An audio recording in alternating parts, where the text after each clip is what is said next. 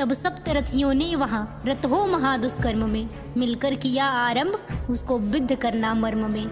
कृपकर्ण, दुशासन, सुयोधन, शकुनि, सुतयुत, द्रोण भी उस एक बालक को लगे वे मारने बहुविध सभी।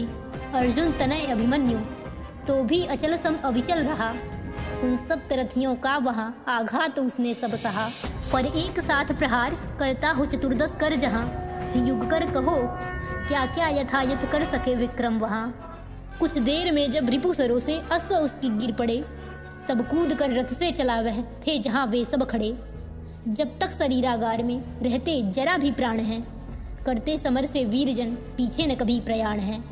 फिर नित्य सा करता हुआ धनवा लिए निज हाथ में, लड़ने लगा निर्भय वहाँ वह सूरता के साथ में। था यद्यपि अंतिम दृश्य उसके अलौकिक कर्म का, पर मुख्य परिचय भी यहाँ था वीरजन के धर्म का। होता प्रविष्ट मृगेंद्र शावक ज्यों गजेंद्र समूह में, करने लगा वह शौर्य त्यों वैरियों के व्यूह में। तब छोड़ते कोदंड से सब ओर चंड सरावली, मार्तंड मंडल के उदय की छवि मिली उसको भली। यूं विकट विक्रम देखो उसका धैर्य रिपु खोने लगे, उसके भयंकर वेग से अस्थिर सभी होने लगे। हंसने लगा वह वीर उनकी वीरता को देख के, फिर यूं वचन कहने लगा तृणतुल्य उनको लेख के।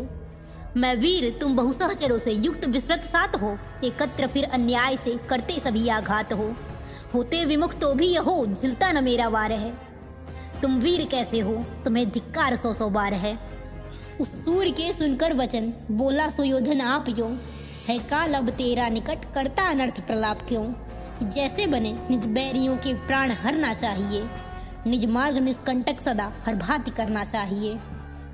यह कथन तेरे ही योग्य है, प्रथम यों उत्तर दिया खरतर सरों से, फिर अभिमन्यु ने उसे मूर्छित किया। उस समय ही पार्श्व से छोड़ा गया था तान के, उस कर्ण सर ने चाप उसका काट डाला आन के।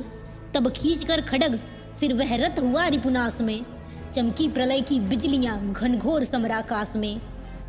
पर हाय वह आलोक मंडल अल्प ही मंडित हुआ, वंचक विपक्षी वृंद से वह खड्ग भी खंडित हुआ। यूं रिक्त हुआ जहां वह वीर रिपु संघात में, घुसने लगे सब शत्रुओं के बाढ़ उसके गात में। वह पांडु वंश प्रदीप यूं शोभित हुआ उस काल में, सुंदर सुमन ज्यों पड़ गया हो कंटकों के जाल में। संग्राम में निज शत्रुओं की देख कर यह नीचता, कहने लगा वह यूं वचन दृग युग करो से मीचता।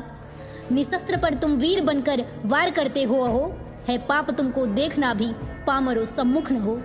दो शस्त्र तुम पहले मुझे फिर युद्ध मुझसे सब करो, स्वार्थ साधन के लिए मत पाप पथ पर पग धरो। कुछ प्राण भिक्षा मैं न तुमसे मांगता हूँ भीति से, बस शस्त्र ही मैं चाहता हूँ धर्म पूर्वक नीति से। कर में मुझे तुम शस्त्र देकर फिर दिखाओ वीरता, देखो यहाँ मैं तुम्हारी वीरता धीरता गंभीरता। हो साथ क्या 100 भी रहो तो भी रुलाऊं मैं तुम्हें, कर पूर्ण रण लिप्सा क्षण में सुलाऊं मैं तुम्हें। निशस्त्र पर आघात करना सर्वथा अन्याय है, स्वीकार करता बात यह सब सूरजन समाज है। पर जानकर भी हाँ इससे आती न तुमको लाज है, होता कलंकित आज तुमसे सूरवीर समाज है। नीच ये सब सूर पर आचार्य तुम आचार्य हो, वर विद्या विद्य मेरे तात शिक्षक आर्य हो। फिर आज इनके साथ तुमसे हो रहा जो कर्म है, मैं पूछता हूँ वीर का क्या यही रणधर्म है। या सत्य है कि अधर्म से निहित होता हूँ अभी, पर शीघ्र ही इस दुष्कर्म का दंड पाओगे तुम सभी। क्रोधाग्नि ऐसी पांडवों की प्रज्वलित होगी यहाँ, तुम शीघ्र उसमें भस्म होगे तृणतुल्य जहाँ तहाँ। मैं अमर होकर यहाँ अब शीघ्र सुरलोक चला, पर याद रखो पाप का होता नहीं है फल भला। तुम और मेरे अन्य रिपु पामर कहावेंगे सभी, सुनकर चरित मेरा सदा आंसू बहावेंगे सभी। हे तात हे मातुल हो जहाँ है प्रणाम तुम्हें वहीं, अभिमन्यु को इस भांति भूल न जाना कहीं। कहता हुआ वह वीर यूं रणभूमि में फिर गिर पड़ा, हो भंग श्रृंग सुमेरु गिर का गिर पड़ा हो ज्यों बड़ा।